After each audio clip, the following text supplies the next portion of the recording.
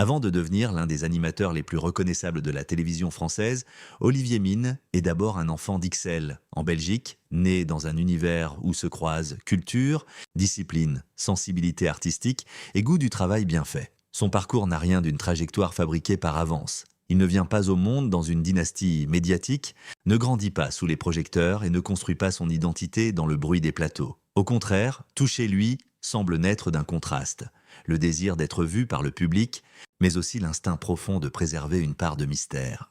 France Télévisions le présente comme un homme multiple, journaliste, animateur, comédien, écrivain et producteur. Cette définition dit déjà beaucoup. Olivier Mine n'a jamais été seulement l'homme de Fort Boyard. Il a toujours cherché plusieurs portes d'entrée dans le monde du spectacle, comme s'il refusait d'être enfermé dans une seule case.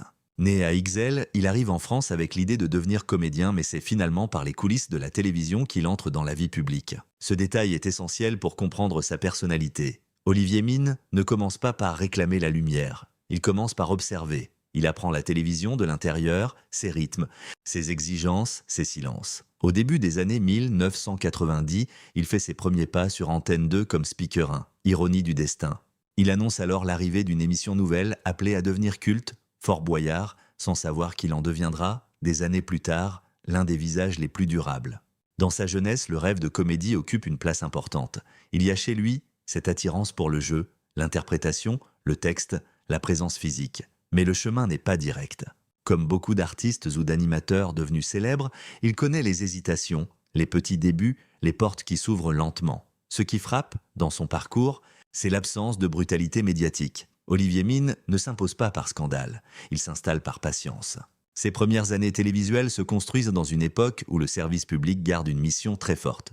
Informer, divertir, transmettre. Il anime Matin Bonheur, participe à des programmes liés aux médias, à la culture, à la jeunesse, et devient peu à peu une figure rassurante. France Télévisions rappelle qu'il a animé autant des divertissements que des émissions de décryptage, notamment Télévisite, programme destiné à aider le jeune public à mieux comprendre les images télévisées. Derrière l'animateur souriant se dessine donc un homme formé par l'observation. Olivier Mine appartient à une génération de télévision où l'on apprenait le métier sur la durée, loin de la logique actuelle du buzz immédiat. Il découvre les plateaux, les contraintes du direct, les maladresses, les fous rires, les changements de grille, les émissions qui naissent et disparaissent. Cette école-là marque profondément sa manière d'être, élégante, retenue, parfois distante, mais rarement cynique. Son enfance et ses débuts expliquent aussi sa relation particulière avec la vie privée. Olivier Mine n'a jamais construit sa notoriété sur l'exposition intime. Il a choisi le plateau, pas la confession permanente. Il a accepté d'être reconnu mais pas possédé par la curiosité publique.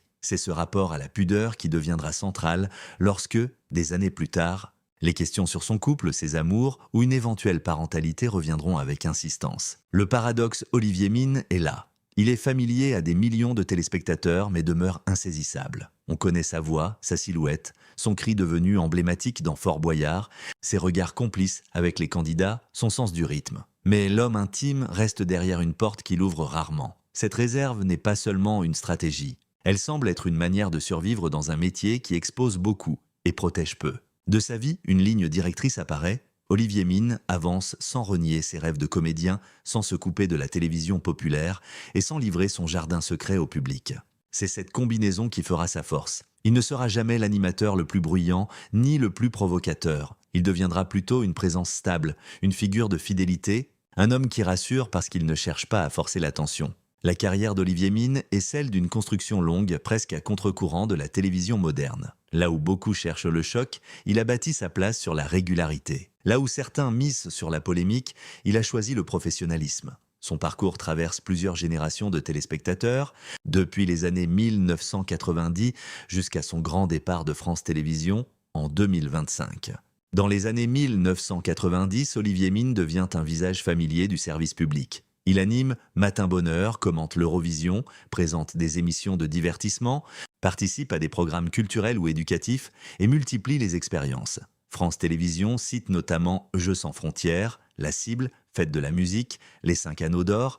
Tout le monde a son mot à dire, mais aussi Fort Boyard et Boyardland, parmi les émissions qui ont jalonné sa carrière. Mais c'est bien Fort Boyard qui transforme Olivier Mine en figure patrimoniale. Lorsqu'il prend les commandes du jeu en 2003, l'émission existe déjà depuis longtemps. Le défi est immense. Il faut respecter l'héritage de Patrice Laffont, de Sandrine Dominguez, de Sophie Davant, de Jean-Pierre Castaldi, tout en installant une nouvelle énergie. Olivier Mine ne cherche pas à effacer ceux qui l'ont précédé. Il s'inscrit dans la continuité, puis impose progressivement son style. Son style, justement, repose sur un mélange rare. Autorité sans agressivité, humour sans vulgarité, intensité sans hystérie. Sur le fort, il accompagne les candidats, dramatise les épreuves, soutient les associations, garde le rythme de l'émission. Il comprend que Fort Boyard n'est pas seulement un jeu. C'est un rituel d'été, une madeleine télévisuelle, une aventure familiale. Les enfants y voient du rêve, les adultes de la nostalgie, les candidats une épreuve physique et émotionnelle.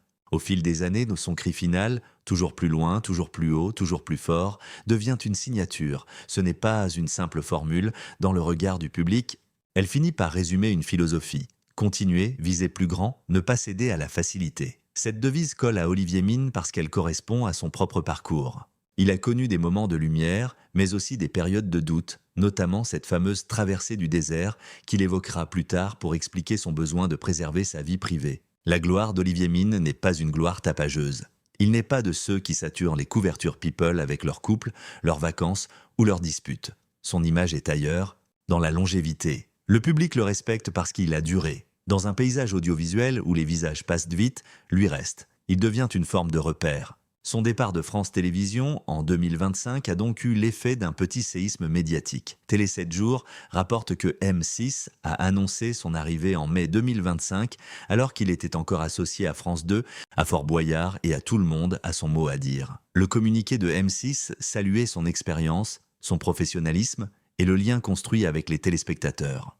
Ce transfert n'est pas anodin, il marque la fin d'une époque. Pendant des années, Olivier Mine a incarné une certaine idée du service public, populaire, familial, accessible. En rejoignant M6, il devient aussi l'un des symboles d'un mercato télévisuel plus large. Le Monde a décrit en juin 2025 la stratégie offensive du groupe M6, qui misait sur de nouveaux programmes et plusieurs figures médiatiques, dont Olivier Mine, pour renforcer son offre de divertissement. La dernière de Fort Boyard a confirmé l'attachement du public et des équipes. Le HuffPost a rapporté qu'Olivier Mine avait présenté son dernier Fort Boyard le 30 août 2025, après 23 années d'animation dans une séquence très émouvante marquée par l'hommage du père Fouras et de l'équipe du programme. Ce moment résume toute sa carrière. Pas un scandale, pas une chute, mais une émotion collective. L'homme qui avait accompagné tant de candidats se retrouvait à son tour au centre d'un hommage. La télévision, souvent cruelle, avec ceux qu'elle remplace, lui offrait une sortie digne. Ce n'était pas seulement un animateur qui quittait un jeu. C'était un morceau de mémoire populaire qui changeait de chapitre. Bien sûr, tout n'a pas été parfait. Certaines émissions n'ont pas trouvé leur public. Certains retours ont été plus compliqués. Certaines cases horaires ont été difficiles. Mais Olivier Mine n'a jamais été défini par un échec isolé. Sa valeur se mesure sur la durée, dans la confiance accumulée, dans cette capacité rare à rester crédible sans se réinventer artificiellement tous les 6 mois. Sa carrière prouve une chose, l'élégance peut être une stratégie de survie. Dans un univers médiatique obsédé par le bruit, Olivier Mine a bâti une popularité silencieuse. Et c'est précisément ce silence qui nourrit aujourd'hui les questions sur sa vie privée. C'est ici que le titre sensationnel doit être traité avec prudence. Olivier Mine a confirmé l'identité de sa compagne et la naissance de son enfant. Cette phrase attire l'œil, mais elle ne correspond pas aux éléments vérifiés disponibles. Aucun article sérieux consulté ne confirme l'identité d'une compagne ni la naissance d'un enfant. Au contraire, les dernières déclarations publiques connues vont dans un sens très différent. Olivier Mine a bien parlé d'amour, il a bien rompu une forme de silence.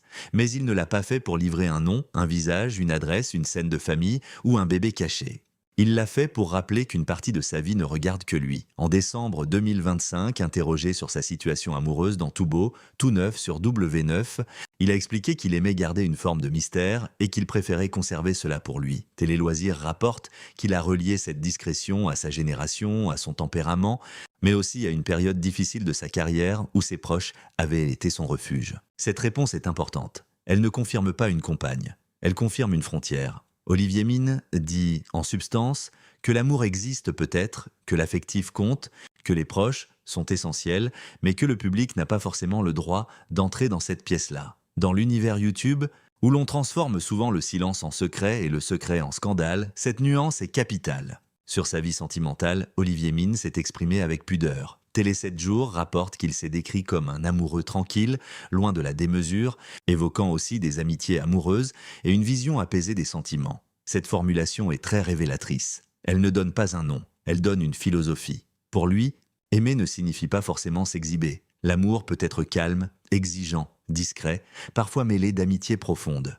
La question de l'enfant est encore plus claire. Télé 7 jours indique qu'Olivier Mine a expliqué pourquoi il n'avait jamais voulu avoir d'enfant, insistant sur les responsabilités que cela implique et sur l'idée que l'amour peut s'exprimer autrement que par la naissance d'un enfant. Ainsi, présenter une naissance de son enfant comme un fait confirmé serait contraire aux sources disponibles. Il faut aussi rappeler un autre élément public. Olivier Mine a parlé de son orientation sexuelle. En 2017, Télé Loisirs rapportait qu'il avait fait son coming out auprès de BuzzFeed et qu'il se définissait comme gay, après avoir utilisé auparavant le terme hétéromo pour ne pas renier ses histoires passées avec des femmes. Là encore, il ne s'agissait pas d'un feuilleton sentimental, mais d'une parole sur l'identité, la sincérité et le refus de construire un personnage artificiel. Cette parole, Olivier Mine ne l'a pas transformée en argument promotionnel permanent. Il n'a pas bâti sa carrière sur sa vie intime. Il a simplement fini par dire ce qu'il estimait devoir dire, puis il a refermé la porte. Cette attitude explique pourquoi les rumeurs se multiplient. Plus une personnalité garde le silence, plus certains médias ou créateurs de contenu cherchent à remplir le vide. Mais le silence n'est pas une preuve.